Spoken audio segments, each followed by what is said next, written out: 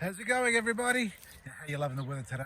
Blowy. Yesterday blowy, super hot, and today blowy and cold. Now we haven't had any rain as they were predicting, but what I've come to do outside is have a look around at my trees in particular, because they're getting wind beaten.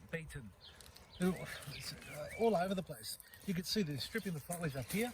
This isn't caterpillars. Have a look at that down there. All right, that's all getting damaged there, and it's not too bad on the apricot tree, all right?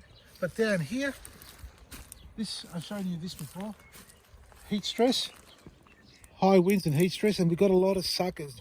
And we're going to talk about this coming up later on as the season progresses. As far as the fruit ripening, as soon as it ripens and you harvest about a week or two later, you'll be pruning off all this new growth.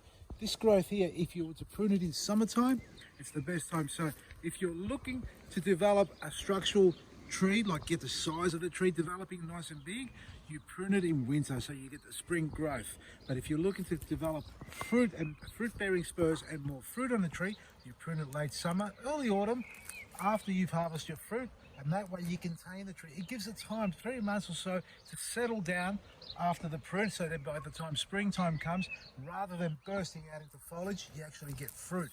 Now this tree here I pruned in winter. You can see why we've got all this new growth coming out, because this section here was died. Well, it was died. It was dead.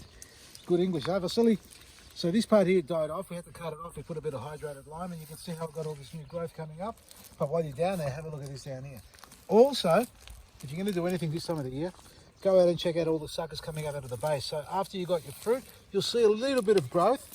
Now I'm just cutting these flat to the ground, but ideally you want to get down below and actually take it out completely right from where it starts. I left a few buds here too, but we can cut that off. There we are. These are great secateurs, lowy number 1s for the blokes, and lowy number 4 and number 5 for the ladies with the smaller hands, and maybe the blokes too have got smaller hands.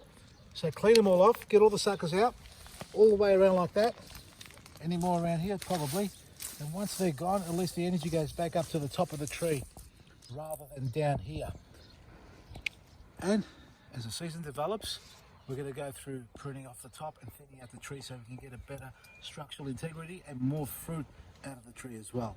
Check out our website, vasilisgarden.com, for great deals and specials for you and your garden. Maresi.